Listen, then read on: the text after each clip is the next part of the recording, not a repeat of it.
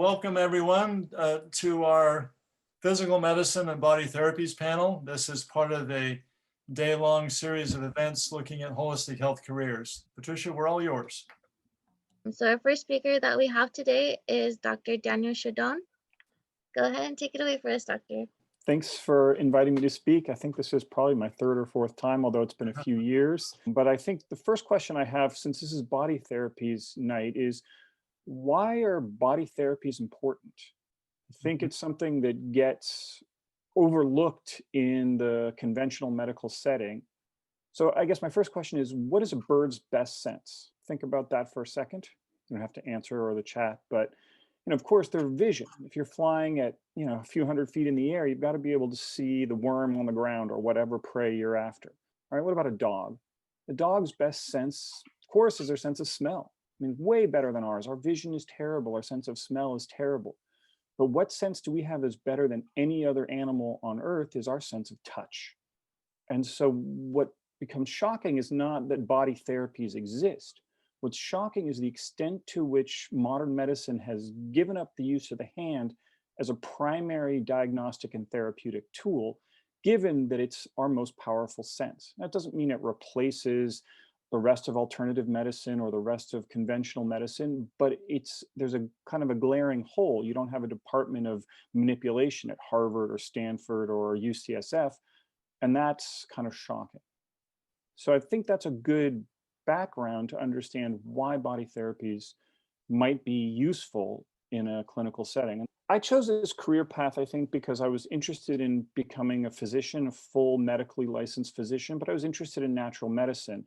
And this was the only way to have an unlimited medical license and practice in form of natural medicine from the beginning of your medical training. There are other ways to do it, either with a limited license or with, if you get an MD degree, but not really learn any formal training in natural medicine. And I think that was sort of what piqued my interest. But once I discovered it, it's a form of medicine that's profound because it really impacts, both the left and right brains. We have to study intellectually and develop a craft. And I think that sort of training is really, really powerful. So like an MD, we do 4 years of medical school. We have to take the MCAT and do do pre-med requirements and organic chemistry, physics, biology, and general chemistry. And then the 4 years of medical school are divided into 2 years of preclinical, where you're learning anatomy, physiology, pharmacology, et cetera. And the last 2 years where you're training in clinics, hospitals, et cetera. And then when you finish your medical school training, your osteopathic medical school, most osteopathic doctors do a residency in something. Could be a general medical specialty, family medicine, internal medicine, or specialty like emergency medicine or pediatrics. But some of us, like myself, specialized in osteopathic manipulation. So I did a 1-year rotating internship and a 2-year full-time osteopathic manipulation residency.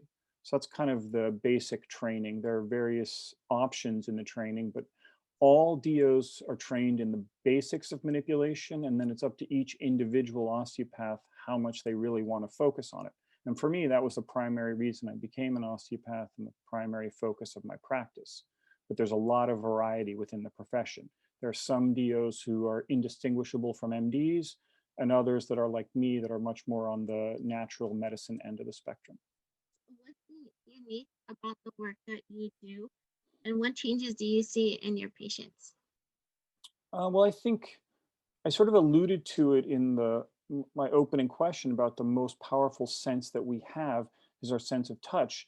And so I think the most important thing to understand is the key to osteopathic medicine is not the technique that we're applying to a patient, but rather the perceptual skills that allow us to use our hands to read the patient, to understand what's going wrong, what's going right, how can we help that patient the most effectively. And we may recommend acupuncture or herbs or refer them for surgery or whatever they need, but the use of the hand as a way to read the body.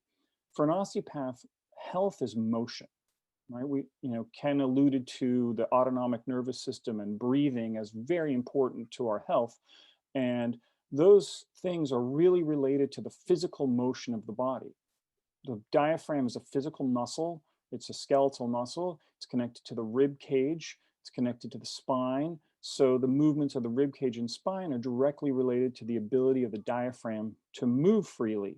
And if it moves freely, not only does it bring air in and out of the body, it relaxes the autonomic nervous system. So it shifts us from more of a fight or flight state into a more of a parasympathetic or rest and digest state with deep abdominal breathing. But that negative pressure of breathing through the, negative pressure in the chest that sucks air in also draws fluid back to the chest. And there's an alternating pattern of pressure between the chest and the abdomen that drives fluid return. Right, so the heart pumps blood out to the fingertips, but we don't have little hearts in our fingertips. And there is some smooth muscle contraction in the veins and in the lymphatics, which is another circulatory system. But one of the big drivers is breathing. So osteopathic treatment is designed to improve circulation. It's designed to improve breathing. And then the last piece is if there's pressure on nerves caused by muscles, bones, any other tissue, it'll impact the nerve function, right? So if we have a herniated disc, we might get sciatic pain down our leg, right? But if we have a nerve pressure on an autonomic nerve, right? If we have a kind of pressure on a nerve going to the stomach or the intestines or the heart, we might get the heart beating irregularly or the digestive function not happening properly. So I see changes all the time in my patients when we balance the autonomic nervous system, improve breathing, and remove pressure on nerves. The body functions better, both in terms of acute disease processes and chronic dysfunction, but also long-term health.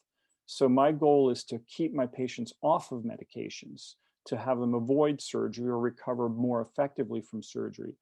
And the main thing we treat is the effects of physical trauma, falls, injuries, etc., which can lead to immediate health changes, but also can lead to long-term health changes. Because you can imagine if you're not breathing effectively, not over days or weeks or months, but over years and decades, that will start to impact your overall health. What are the future prospects that you have for your field? Well, osteopathic medicine is in a sort of a unique place because we have the same or the equivalent degree or license as MDs. There's sort of limitless opportunity. On the other hand, most osteopathic students are not really interested in practicing a body therapy. They often will choose an osteopathic medical school because they don't get into Harvard or Stanford, or because it's the closest school to home.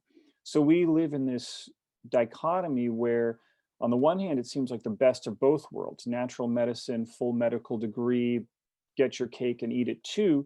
On the other hand, most people that are interested in natural medicine may not want to go to medical training. So that kind of brings up a question. Well, why is full medical training important for body therapy? And I'll try to touch on that. The other problem is then most people that want to go get a medical degree, they want to go to the most prestigious school they can go to, and sometimes a DO school isn't that. So instead of being the best of both worlds, we suffer from, I think, being sometimes the worst of both worlds, which is one of the reasons why I like to come speak to groups of students who are interested in natural medicine and encourage them to check it out because it's a little bit unknown. I mean, osteopathic medicine was in the news. I don't know if you guys are following the current political situation, but there was an osteopathic physician who was taking care of Sean Conley was taking care of Trump when he had COVID. He's actually the White House physician. He got a lot of flack for being an osteopath, and yet a lot of that critique was misplaced. You could critique him for being an ER physician managing infectious disease, but not so much because he's a DO. And I think a lot of media got that wrong. So I think there's a lot of room for education around the field. I think when I was looking into it, I'd never heard of it. I didn't know much about it. It was a big mystery.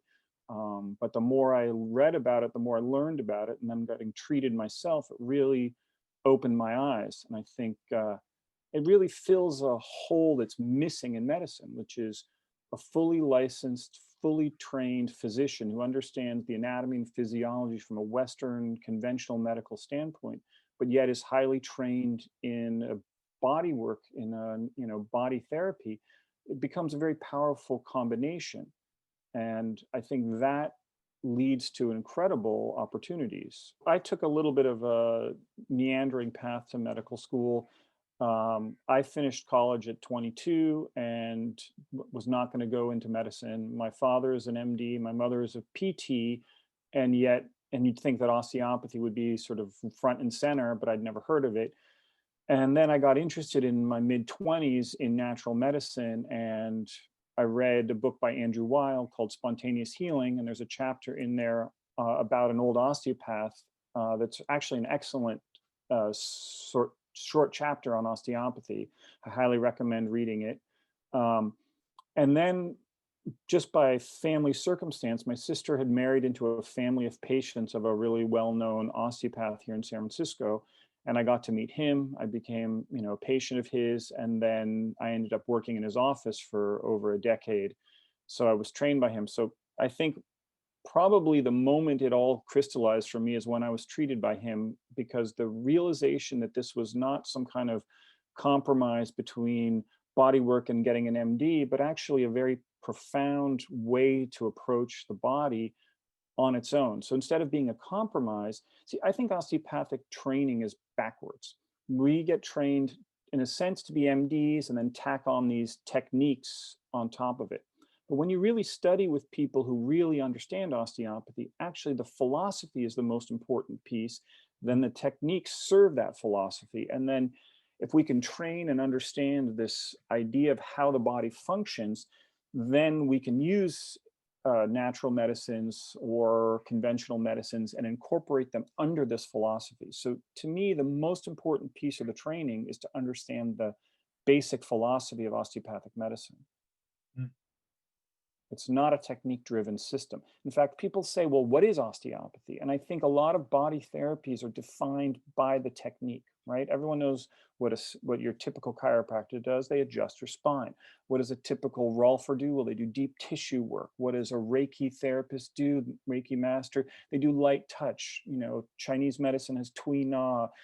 All these systems are based on, in a sense, they're defined by the technique. But a lot of osteopathic techniques are, have been taken by other systems. Craniosacral therapy, well, that was developed by an osteopath. Zero balancing, polarity therapy, myofascial release, balanced tension, Rolfing, all have their roots in osteopathy. So really the technique doesn't matter. What matters is what does your patient need?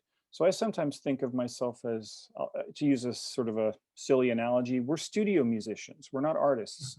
A studio musician is hired to play a specific piece in a specific style, right? So the patient is hiring you to interact with them in a way that meets their body physiology. So the guide is your palpatory skill, your ability to feel what's happening in the body on a mechanical level, on a circulatory level, on a bioenergetic level. Put those together and come up with a treatment plan that fits them, that's sort of an interface of your personality and your styles with what they need. And the more you're in love with a specific technique, the less you can meet the patient where they are. And so in that sense, it's not a technique-driven system. In fact, the first osteopath never wrote down any techniques. He said, study anatomy, study physiology, develop your hands, learn to feel the body, and read it, and let the body of the patient teach you what it needs. Would you have any references to recommend if someone wants to follow up? They're interested in becoming a DO or investigating any particular websites, places to go? I would start at my website because I've compiled a bunch of other things there. There's a video by Dr. Weil about this osteopath. There's the link to that chapter, and then there's a whole bunch of book suggestions, website suggestions, etc., organizations to look into, research articles, and about osteopathy. So if you really dig into the website, you can find all kinds of information. So it's www.do-sf.com, like DO, Doctor of Osteopathy, San Francisco.com. So www.do-sf.com. But if you Google me, you'll find the website. So my first question for you all today is, what why did you choose this career path, and what training was involved for you to get there today? As Patricia outlined, I'm officially not a doctor yet, at least not for a couple of weeks. And I've still got to go through the fire of board exams. So if everything aligns, I should graduate in first week of December. I think I'm very much in the same shoes as most of you here as a graduating student in transition or nearly graduating. I think the only difference is I'm probably twice your age, and this is my second career that I'm looking at. So I had a chance to try out something else beforehand. So in a way, the way I feel this came about to be is I had to retire from my previous one, and there was some soul searching and some remembering about who I was and what would be my purpose from here on forward. And before choosing Chinese medicine, I was in a very logical route to become a PA because I already had the background of Western medicine. But a phone call to mom was very easy to kind of bounce things off. And she reminded me about some of my proclivities when I was much younger. And a lot of it pointed to the study of Chinese medicine or Eastern philosophy. And after dissecting that feedback, it just seemed like I was in the right place to attend a very nearby school here in the Bay Area. And so I started in 2016, and I've yet to really walk this practice as a career. I can offer you some of my clinical experience thus so far, but at this point, it's still sort of in transition, I would say. I really liked Dr. Shadoan's introduction to about the sense of touch. So I'm dual trained. I'm a physical therapist, and I am also a Feldenkrais practitioner. And so my career path was, I was a biology major in college, and I had taken many, many movement classes and turned that also into a physical education major. But I really did not like teaching, and I had my first job and thought this was not what I want to do. And I actually found that out when I was student teaching. So then I went, at that time, there was no internet. That was a long time ago, but I went to the guidance office, and there were books about careers. And as I was looking through books, I thought, well, maybe I'll go to medical school.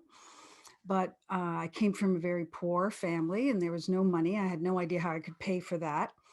And then I saw that there was this field called physical therapy, and it seemed to combine everything that I liked: movement, science, psychology. So then I started researching where there were schools, and found that there were only 14 schools in the country, and none of them were near me, and that the competition to get in was really strong. But then I applied, and I got in. I went to Columbia University. And it's really the best decision of my life. And then I did that for like 7 years. I wanted a job where I could move, where I could do science, where I could interact with people, where I could be independent, and where I could get a job anywhere, because I was living in Rhode Island, and I just wanted to explore the country, explore the world. So then I did that for about 7 years, and then I got a little bit bored with that, and started doing other trainings like shiatsu, traditional Chinese medicine, qigong, tai chi, yoga. I did a whole bunch of things, and then I found Feldenkrais method. So then I did a training in Feldenkrais method. I became a Feldenkrais practitioner, which is a 4-year, spread over time, 4 years of movement studies that combined movement, kinesiology, psychology, and a lot of what now would be called mindfulness and mind-body based trainings. And then that's what I've been doing. So I've been doing physical therapy license with Feldenkrais method. So I have a specialty practice in that. So that's how I got there, looking for something that would give me a lot of freedom, combine some of my interests, allow me to make money, and allow me to have a job in different places. I actually went and started at Cornell as a pre-law major. Hmm. And I was on the volleyball team. I got injured, and the athletic trainers just kind of were like, I was a little overweight, and they were like, just lose weight, you'll be fine. They didn't really take my injury seriously. And it got me so upset that I started taking some kinesiology classes and ended up falling in love with the practice. So I started off as an athletic trainer with athletes, which I loved, but it wasn't really sustainable for a long period of time. Didn't realize chiropractic had a sports medicine aspect to it. And once I found that out, I applied to Palmer, got in immediately. And it's the best thing I've ever done. Just making people feel better every day. Like, I was going in for pre-law where I was going to argue with everybody, and it was such a radical change, but it was worth everything that I went through for it. What is unique about the work that you do, and what are the special changes that you see in your clients every day? We can go in the same order. Rosca, would you like to go first? Just to clear away the obvious that I can put holes in people, I suppose. I think what's unique for me as at this point was the ability to integrate what my experiences in Western medicine, seeing the body and seeing the body and illness through that lens. Then by my third year, being able to actually overlay that onto the way Chinese medicine sees the body. There are other complex principles for the physiology and pathology of things, but the more I work with the medicine, the more I see how they're not so very different. It's just by the lens that they are being looked at initially. And then the third surprise for me is to actually see the body a lot in a more ecological way, as a microcosm of nature. That was sort of a surprise. So I'm having this plate by which to be able to look at a patient with and just be able to see at different levels and layers or perspectives about what's going on with them. And if they're not really able to receive explanations, perhaps from a Chinese medicine point of view, it's nice to be able to talk to them in a more scientific way, in a biomedicine way. I think that's what I'm finding out is unique thus so far. I mean, I think all of this, the processes and approaches that are good, they overlap. There's a lot of overlap. And I think the question is really great. What's unique about each one, because we all have a little bit different focus. So I would say that what's unique about the work that I do is this dual training that I have, where I have this Western physical therapy training, able to think about pathology and know all the science. And then I have this approach with people with Feldenkrais method. And how it's different from just your standard physical therapy is that I feel myself more as a guide, that I don't have to come from an expert model to know what people have to do, but I come from my expertise is about developing awareness and helping people to develop awareness about how they think about themselves and how they move. So one of the fundamental ideas is about self-image. Is like you move according to your self-image, you act according to your self-image, and your self-image is really constructed a lot from movement. And not only movement, but movement, sensing, your feelings, and your thoughts. So Feldenkrais interacts with that whole idea of self-image, but through your movement. And by exploring movement, you find out a lot of things about how you think about yourself, and you discover new ways. So I work with people come to see me because they have some issue, like they have a neurological injury, or the child has brain damage, or there's pain. I love working with people with pain because of that intersection between how you think about yourself and what you want to be able to do. I work with women with incontinence problems and postpartum issues, back pain, any kind of thing that affects your function and your movement. And what I find happens with the changes that I notice in my clients, because I don't really call them patients anymore, in my clients is that once they say someone can't sit for very long because it's so painful, once a person achieves some success in a small, I saw you change your posture. Oh yes, that happens, right? Just a little bit of awareness and we make some change. But once a person makes some small improvement and how they sit or their posture, or they're able to reach further or bend over and get something under the couch, that little bit of success then sets the stage for more successes and also one's emotional behaviors and a psychological situation. So the kinds of improvements that I make with people are improvements in their whole self, how they act in their life through movement. So I teach movement classes now. I do it all on Zoom. And then I also have a very small in-person practice with COVID restrictions and, all of that stuff. Prior to the pandemic, I had a center for 32 years in San Francisco with a group practice with lots of people. So it was a private practice. I've also been invited to consult in other places like Stanford with people who have chronic medical conditions that don't really respond to more traditional treatments. I worked at Kaiser. I set up a pain program there.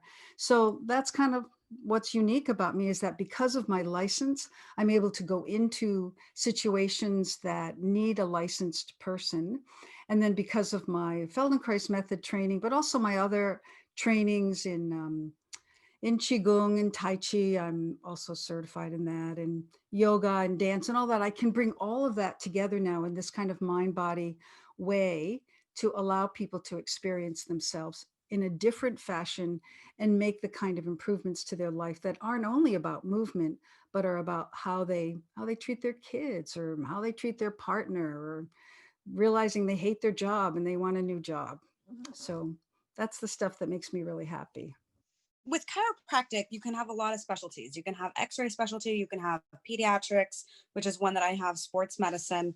There's so many different kinds across the board. So the fact that you go out and take the extra steps after you graduate to get all of that is pretty unique. Working with athletes, I'm a full body adjuster. Most chiropractors will just adjust the spine and that's it. Mostly sports chiropractors adjust shoulders, elbows, ears, hips, ankles, everything. And I also teach all of the NFL pro chiropractors and all of them how to adjust extremities. So having that extremity specialty really changes the entire experience for the patient, because everybody's just used to chiropractors just cracking out taking about 5 minutes. But when you're actually treating the body as a whole, as opposed to just the spine, even though the spine is extremely important, it's just a completely different experience for the patient. So I would say extremities would probably be what stands out the most with me. I have an Olympic athlete who's a 400-meter sprinter, never been adjusted before. When he first came in, he shaved off 2 seconds off of his sprint, which is huge. And he's going to 2021 Tokyo. So you guys will definitely see him there. So anywhere from like athlete improvement has one of the biggest changes I've ever seen. But one of the most satisfying is when someone walks in not able to walk, completely hunched over, and walks out pain-free. That's probably the most satisfying change, even above all of my amazing athletes. I see that integration, even some level of independence and more credibility is happening right now, speaking with mentors and seniors and observing their practices and just seeing how the presence of TCM practitioners are starting to occur in hospitals and clinics, working with the likes of chiropractors, physical therapy. So there's a lot of positives, but to be honest, there's also a lot of challenge, I think, still when it comes to the politics of perhaps insurance and or quackery, if that comes as a word. So And I guess this year there's a lot of uncertainty. Not really sure how to now practice without being able to touch or to apply techniques one-on-one in the same room.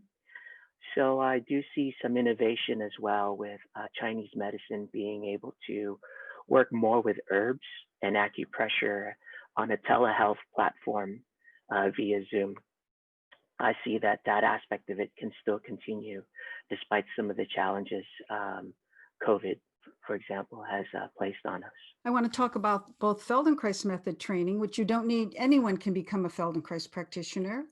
And people often combine it with another profession. Like if you're a dance teacher or a voice teacher, an educator, anything in movement, getting a Feldenkrais training is really a great addition to your skill set. It's very hard to make a living just as a Feldenkrais practitioner, honestly. People have to pay out of pocket for it. And generally an individual session is between $100 and $175 a session. Classes cost the same as, and the individual sessions are hands-on. So it's very concentrated and precise attention to a person's movement issues. And our movement classes are the same as a dance class. But you know, it's difficult. There aren't that many jobs for people. And if you teach classes like at the Y or something, they only pay about $50 a class and you've got your commute time. So I don't really recommend that people do Feldenkrais trainings for a job unless you have one of these other things or you're licensed. With physical therapy, the thing about physical therapy is it's such a diverse group of people. And as Dr. Fisher was saying, we can work in all kinds of situations, in sports, in babies, senior centers. And with a physical therapy degree, you have the ability to actually get a job and be hired by someone where you get all of your experience. And then I went out, which is what I did. And then I went out and started a private practice. And PTs, they're predicting by 2025 that there'll be a 25% increased need for physical therapists. There's also another route is called a physical therapy assistant, a PTA, and that's a 2-year associate's degree. To become a physical therapist, you have to go to a graduate school. There's no longer any entry-level bachelor degree programs. They've all become doctoral programs, which I think is really not necessary, but that's what the field has done, because you don't really get the the recognition of a doctor, nor do you get the salary. So the salary for a PT, the median salary in the country is $80,000 a year. In California, it's more like $120,000 a year. And if you are interested in being a PT or a physical therapy assistant, the best information is this incredible website. It's apta.org, the American Physical Therapy Association.org. And you can find out all the information that you want there. They also have now, like for medical school applications, you make one application to multiple schools. So apta.org has all the information about PTs and also PT assistants. And I really feel this job, I still get phone calls. I mean, I'm retirement age and I still get phone calls monthly asking me if I'm looking for a job. So if you want something secure and you don't have to set up a private practice right away, PT is great for that. And I just wanted to give a shout out also to another auxiliary health profession, which is occupational therapy. And that's AOTA.org. And occupational therapists also work in mental health facilities. So they work with babies, they work with old people. They do very similar things to PTs, but they have a little bit more psychological orientation. So if you're interested in that, then AOTA.org. Thank you, Martley. And there aren't a whole bunch of schools. So you really go where you get accepted. And that's why I ended up going to Columbia, which was a fantastic experience. But you know, then you got to get your finances and all that stuff. So for occupational therapists, you get a master's degree, and for physical therapists, you get a doctoral degree. And the prospects are really great for that kind of work. And then once you get your kind of skill set down, then you can do whatever you want with it. And you're definitely will be employed. And you can work, as it's a great job for people who are parents, because you can also work part-time and still make a decent living. So that was very good for me when I had little kids around too. I would agree with the first speaker that with chiropractic as well, there's a lot of quackery around it. They're known just to be like fake doctors and all of this stuff. But I feel like now a lot of the schools are becoming a lot more evidence-based. Palmer Chiropractic College is an evidence-based college, and we pride ourselves in that. And because of that, in the future, I think that the idea of what a chiropractor is going to change in a crystal stuff, but now with the evidence that's coming along, I think that we're really going to be progressing. Same thing with insurance. That's why most chiropractors take cash, because they just don't, insurance does not cover it. But with the new evidence and with the new laws and research that's going into the profession, I think that's just going to slowly start to change in the next 5 to 10 years, hopefully. But I think the evidence is the biggest one, because we're getting more and more evidence-based research with chiropractic than we ever have before, which is amazing. What advice would you give someone who is interested in your specific field, as well advice you would give to someone who is not sure what to do, that they're still trying to find their way and find their calling? I think one of the important qualities is knowing yourself, knowing who you are. And there's no guarantee that's right now. So committing to something like an education or degree and getting into a career, it's not an easy decision, because it will involve some time and some money and some energy. And I think people change along the way. But if you can find in the space of a day and you need to make a decision, I think it's best to do when you're having a really good day, or when it's you're experiencing the best aspect of yourself. Don't decide under stress or pressure. An old teacher of mine told me, if you don't know what to do, wait. Just wait. And that answer may come, or the question might disappear, and you can also have some clarity. I think the other part is just having the dedication to attend an evening like this, where you have some people further down along the path willing to give you some of the gems or stumbling blocks that they may have encountered. That has saved me so much time and effort on my end, just really dropping my ego to look for a mentor or to seek some advice from someone willing to give it. It really saved me a bunch of times in my previous career and in my current pursuit. So I wish you all well, and please take care of yourself. I think so. For me, it's like, what do you want your day to look like? Like I know I don't want my day to look like I'm sitting in front of a computer. I would go just nuts. Like, software engineering is not for me. And it doesn't really matter how smart you are or whatever. It's like, what do you want your day to look like? Do you want to be active? Do you want to be involved with people? Do you want to be helping people? Do you want to be your own boss? So that's one thing to consider for whatever it is. Do you like touching people? Do you want to do massage? I knew I didn't want to be a psychotherapist, because sitting in a chair all day, again, I would just go crazy. So I needed to look for a profession where I could move around.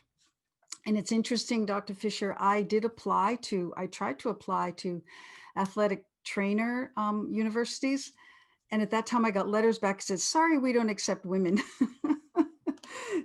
Yeah, that was 19. I mean, it's hard for you guys to believe that, but I had to wear dresses to school, anyway. So there are opportunities. Wow, that's amazing. Yeah.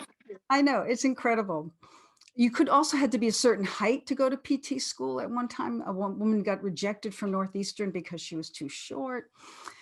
So anyway, you want to look, I think that's a really important thing. Is like, what do you want to do with your time? And then say you really want to help people. Then you look at like, well, is it traditional Chinese medicine, or is it osteopathy, or a chiropractor, or physical therapy, or nursing? Like, what do you want to be doing and how do you want your interactions with people to be? And then it's really good to hang out and get some experience shadowing somebody and see what they do and imagine yourself in that role. Can I imagine myself day after day doing these kind of things? And I no longer have that with shadows, but I've had so many people shadow me and find out like, no, I don't want to do that. Or, wow, I really am turned on by this. I want to do that. So that would be my advice. And if you are considering physical therapy school, you want to right now make sure you get your prerequisites to apply. The same thing for chiropractic school, because you don't want to say like, this is what I want to do, and then find out you haven't taken a single science course in your life. To do physical therapy or any of the medical professions, you've really got to love science, biology, chemistry, physics, organic chemistry, inorganic chemistry, psychology. Even math, I mean, and calculus I had to take. So if you like all that stuff and you want to work with people, then just, put yourself in that situation and see.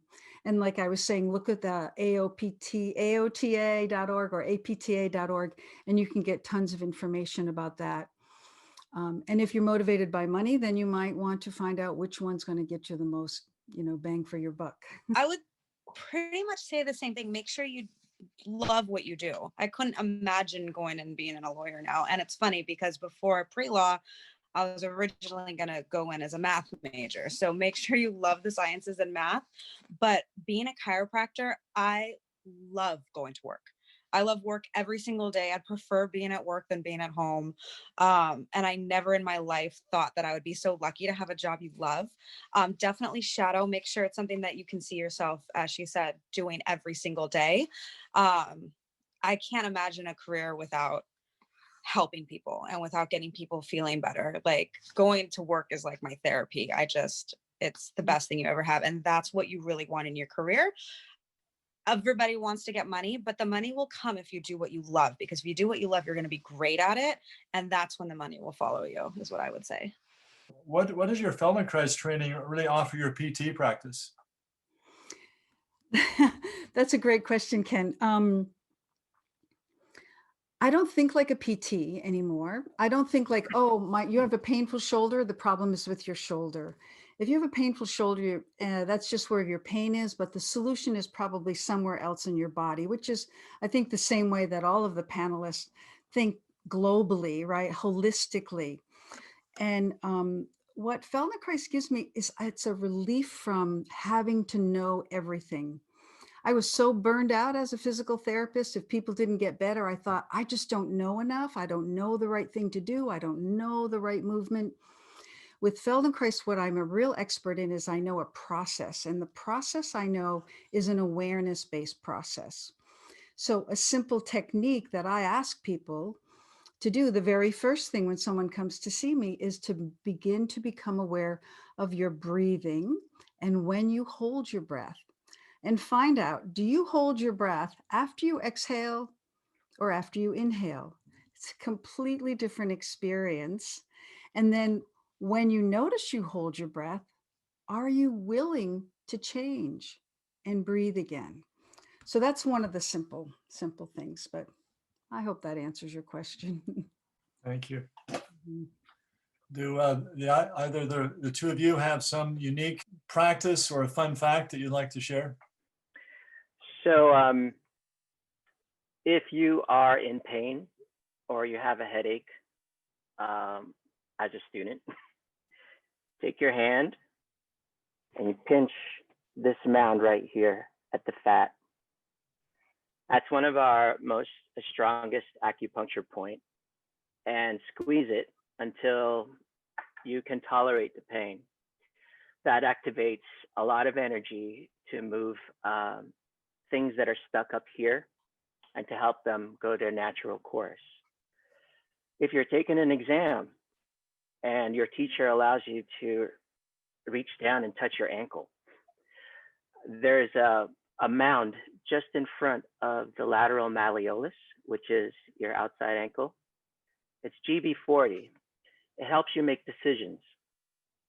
Use it anytime, especially if it's an important one. You might just look funny.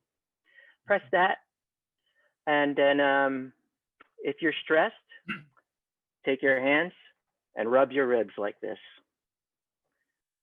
Sometimes it may tickle. You're gonna look funny, but the liver in Chinese medicine is one of the organs really affected, and its energy is on both sides of the bodies. And if energy is stuck, which stress does to it, just doing this to yourself and your ribs will kind of ease and take the edge off. Now, I would say my biggest advice or tip would be don't self-adjust yourself. Don't crack yourself. Don't crack your neck. Don't crack your elbows. Don't force it, because 10, 20 years later, you're definitely going to regret it. So leave that to the people that actually studied it, whether it's chiropractors, and I know physical therapists are allowed to manipulate now, which is great. Leave it to the professionals. Try not to do it yourself. I have so many friends that just got worse by cracking themselves. Any final thoughts about stress relief methods, muscular or general stress relief that anyone has to offer as we finish up? And that was Carly, sorry. Carly, yes. I thought I saw her here earlier. Maybe she disappeared. Oh, there she is. Sorry. What causes your stress, Carly? I would definitely say like working on the computer. I'm in 7 classes this semester, so definitely being on the computer all day. Like my arms like this, I'm getting like those, like what you said with the rib thing, like I do that all the time. So what you were offering was exactly what I was asking for, but I do kind of do that already. Oh, wow. Okay. I will try to remain in my my neck of the woods for this, but on a personal note, I like to put my body in the exact opposite position that I've been all day, and I'm pretty sure Dr. Fisher and Dr. Bose have more to say about that. But here's something a bit of out of the norm, and your eyes are going to take a lot of the beating, I think, when it comes to this. And then I'm sure the neck will follow soon thereafter. But if I'm on the computer for a length of time, I like to protect my eyes from both the UV light or the digital brightness. I wear amber lenses, and I start to wear them in the evening as when the sun comes down, so that the melatonin cycle can start. And we have artificial light like this. It just starts to degrade both our vision and our immunity and our ability to go to sleep on a natural circadian rhythm. So believe it or not, your eyes are really taking a beating. So if you can do that, you may sleep better, and then you'll wake up more refreshed with energy each day that you're on for the next 7 hours. And if you'd like something more, I'm happy to think of something else more TCM related, but maybe the other doctors have a comment as well. Thank you. Your body's not made to be in the same position, right? We're just not made. This is a crazy, crazy situation. And you said you're taking 7 classes. Oh my God, you poor thing. I feel for you. One thing I think is to stand up, right? And if I demonstrate, if you just stand up and you just swing your body. So it's also a thing from Chinese medicine too, but just swinging and let your arms swing like they're at the end of pendulums, and do that in between. And if you can change your position, research shows that all it takes is being in one position for 30 minutes, and then your muscles change and they think, oh, this is how you want to be, all scrunched up.